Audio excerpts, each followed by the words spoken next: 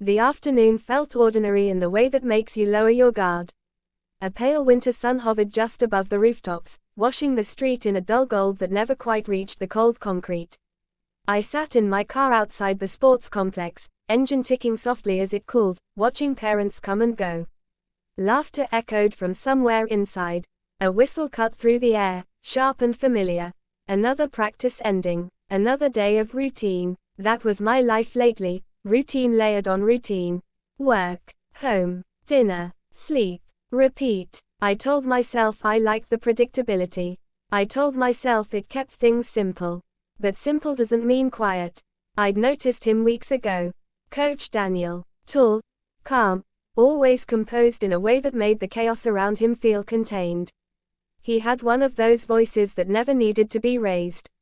When he spoke, people leaned in without realizing it, including me. I told myself I was just being polite. Just another grateful parent. Nothing more. Still, every time my son ran toward me after practice, flushed and excited, Daniel's eyes followed him for a second longer than necessary, then shifted to me. And lingered. I tried not to notice the way my chest tightened during those moments. That day, practice ended later than usual. Parents trickled out one by one, until the parking lot thinned and the noise softened. My son waved from the doorway, already distracted by his phone. "I'll be right there," he mouthed. Coach Daniel stepped toward me instead. "Do you have a minute?" he asked. "Just a minute. That's how it always starts, isn't it?" His office was tucked down a narrow hallway that smelled faintly of disinfectant and old wood. The lights flickered once before settling. I stood awkwardly near the door, hands in my pockets, suddenly aware of how loud my breathing sounded in the small space. He closed the door behind us. Then, without a word, he turned and pulled the blinds. The soft click echoed far louder than it should have.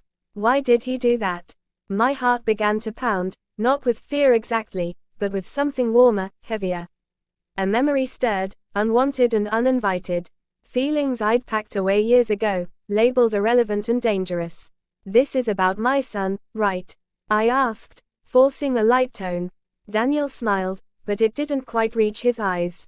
"Partly," he said. Silence stretched between us. Thick, charged. I became acutely aware of the distance, or lack of it, between our bodies. The hum of the overhead light. The faint sound of laughter from the field outside, as if the world was continuing normally while something else hovered on the edge of happening. I thought of my wife at home. Of the life I'd built so carefully. Of how easily one moment could fracture it. And yet, a question burned in my mind, impossible to ignore. If this was only about my son, why did it feel like the door had just closed on something I'd been avoiding my entire life? That was the first thing I noticed, how the silence pressed in from every corner, heavier than it should have been. The sky outside had shifted to a dull gray, clouds stacked low and threatening rain that never quite came. My son dropped his bag by the door, shoes kicked off without aim, already halfway down the hall. "I'm gonna shower," he called out, voice muffled with distance. "Dinner in 30, I replied, though I wasn't sure I meant it. The front door clicked shut behind us, and for a moment, I stood there alone, keys still in my hand, replaying the sound of the blinds closing in Coach Daniel's office. That soft, final click. It echoed now in my head, louder than it had been then. Nothing had happened. At least, nothing that could be explained easily. He'd spoken calmly, professionally. About my son's progress. About leadership. About potential. Words that should have grounded the conversation, kept it safely within boundaries.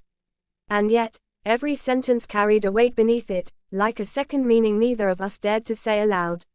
"You're very involved," he'd said at one point, leaning back in his chair. "That matters. Not every parent shows up the way you do." I'd shrugged, uncomfortable with the attention. "I just try to be there." His eyes had stayed on me, searching. As if there meant something more than games and practices. Now, standing in my kitchen, I set the keys down and rubbed my temples. The hum of the refrigerator filled the space. Somewhere down the hall, the shower turned on, water pounding rhythmically against tile. Normal sounds. Normal life. I moved through the motions, chopping vegetables, heating oil, rinsing rice, letting the routine steady me. The scent of garlic rose into the air, familiar and grounding. This was who I was. A husband, a father, a man with responsibilities. So why did my chest still feel tight? Later that night, after dishes were washed and my son retreated to his room, phone glowing under the covers, I sat on the couch alone. The TV flickered with a show I wasn't really watching. My wife's absence felt louder than the silence earlier. She was working late again. Another shift, another excuse I didn't question anymore. My phone buzzed. I almost ignored it. A new message. Unknown number. This is Coach Daniel. I hope I'm not disturbing you. My heart skipped, then immediately scolded itself for doing so. Of course not, I typed back after a pause that felt too long. Is everything okay? The typing indicator appeared, disappeared, appeared again. I realized there were a few things I didn't explain clearly today, he wrote. About your son. I was wondering if you might stop by tomorrow. After practice. Just to talk. Just to talk. The words glowed on the screen, innocent enough. Reasonable. And yet, a familiar unease crept up my spine. The same feeling I'd had in his office. The sense that agreeing meant stepping closer to something I didn't fully understand. Sure. I replied, before I could overthink it. If it helps him. The reply came almost instantly. It will. That night, sleep refused to come easily. I lay awake, staring at the ceiling fan as it traced slow circles above me. Memories surfaced unbidden, moments I'd buried deep. A college friend's hand lingering too long on my arm. A dream I'd woken from, heart racing, confused and ashamed. Years of choosing the safer path. The expected one. I'd convinced myself those parts of me had faded. But what if they'd only been waiting? The next afternoon unfolded with the same deceptive calm as the day before. Practice ran smoothly. Parents chatted. Kids laughed. The sun dipped lower, casting long shadows across the field. I waited until my son joined a group of teammates, distracted and happy, before heading down the hallway toward Daniel's office. The door was already open. Come in, he said, without looking up. The room felt different this time. Less formal. The blinds were half open, sunlight slanting across his desk. A coffee mug sat near the edge, steam curling upward. I stayed near the doorway again. Some habits cling even when you're aware of them. He spoke about drills, about teamwork, about confidence. I listened, nodding at the right moments, but my attention kept drifting, to the way his sleeves were rolled up, exposing forearms dusted with dark hair. To the slight crease between his brows when he concentrated. You ever feel like you're playing a role? He asked suddenly. The question caught me off guard. What do you mean? He looked up then, really looked at me. Like everyone expects you to be a certain person. And you do it well. So well that no one thinks to ask if it's what you actually want. My pulse thudded in my ears. I don't know, I said carefully. I think that's just part of being an adult. Is it? He asked softly. Silence stretched again, familiar and dangerous. I became acutely aware of how close I'd drifted to his desk. Of how easy it would be to take one more step. This is inappropriate, I said, though my voice lacked conviction. Daniel nodded. You're right, but he didn't step back. Outside, a whistle blew. Laughter followed. Life continued, indifferent to the tension coiling in that small room. I don't want to cross any lines, he said. But I also don't want to pretend I don't see what's there. What do you see? I asked before I could stop myself.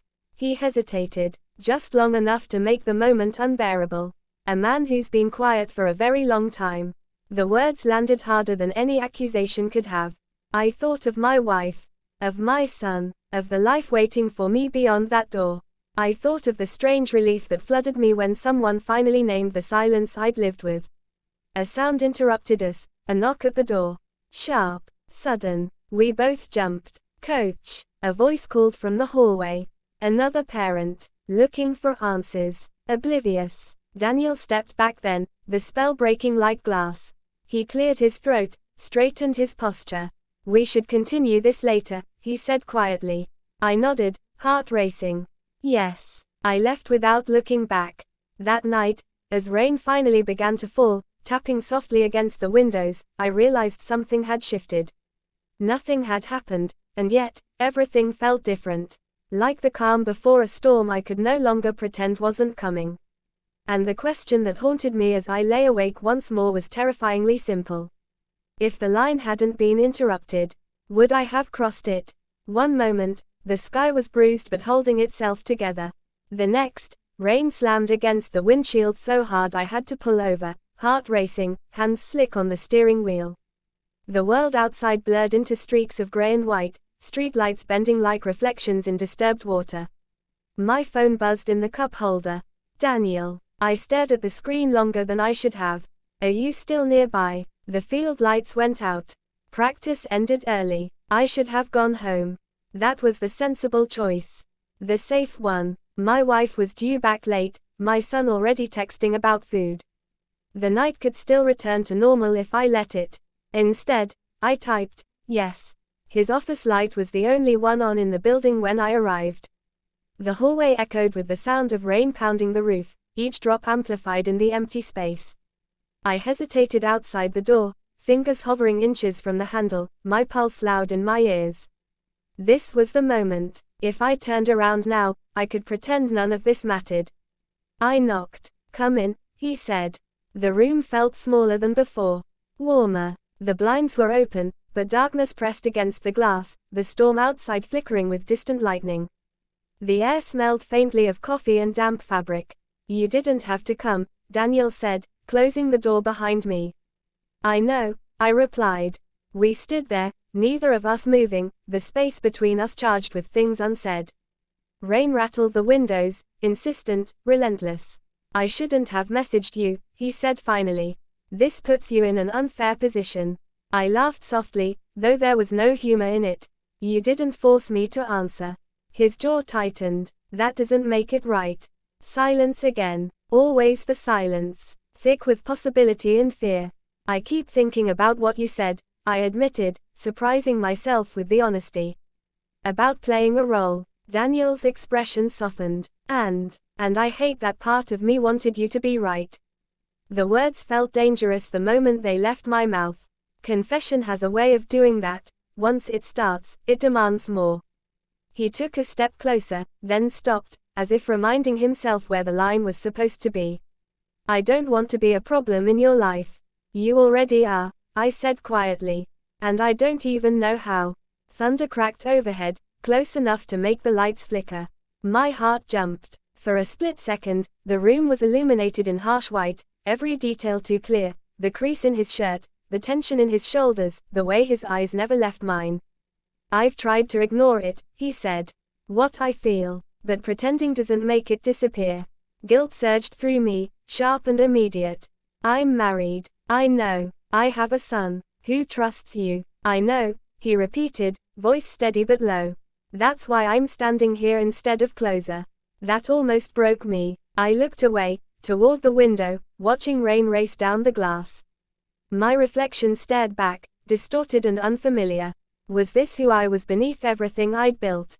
Had this always been there, waiting for the right moment to surface? I don't know what I want, I said. I just know that when you look at me, it feels like you're seeing something I've been hiding from myself. He exhaled slowly. Maybe that's because I recognize it. I turned back to him. Recognize what? The fear, he said, of losing everything you have if you admit there's more. Another flash of lightning lit the room, followed by a long roll of thunder. The storm felt like a living thing now, pressing closer, urging something to happen. I can't do this, I whispered. Daniel nodded. Then say the word, and I'll let you walk out. I opened my mouth. Nothing came out. He didn't move, didn't reach for me, just waited, giving me the space to decide who I was going to be in the next few seconds. My chest ached. I should leave, I said at last. You should, he agreed. Still, neither of us moved. The air between us seemed to vibrate, every unsaid thought humming just beneath the surface. I took one step back, then another, my hand brushing the door behind me. And then, so softly I almost missed it, he spoke. Before you go, tell me something. I met his eyes. What? Am I wrong? Wrong about what? About me. About us. The question lodged itself deep, refusing to be ignored. No. I said finally. You're not. The admission hung between us, fragile and irreversible. For a heartbeat, the world narrowed to the space we shared, the storm outside fading into background noise. He closed his eyes, just for a second, as if steadying himself. When he opened them again, something had shifted, resolve, maybe. Or restraint. That's enough, he said. It has to be. I nodded, throat tight. My hand found the door handle, cold beneath my fingers. As I stepped into the hallway, he spoke one last time. This doesn't end just because we don't act on it. I paused, my back to him, knowing he was right. Then I left. The drive home was a blur of rain and reflection. My phone stayed silent, heavy in my pocket. By the time I pulled into the driveway, the storm had begun to ease, rain tapering off into a steady drizzle. Inside, the house was dark. My son asleep. My wife still not home. I stood alone in the entryway, soaked jacket in my hands, heart pounding with the weight of what almost happened, and what still might. Because even though nothing had crossed the line, I knew, with terrifying clarity, that something already had.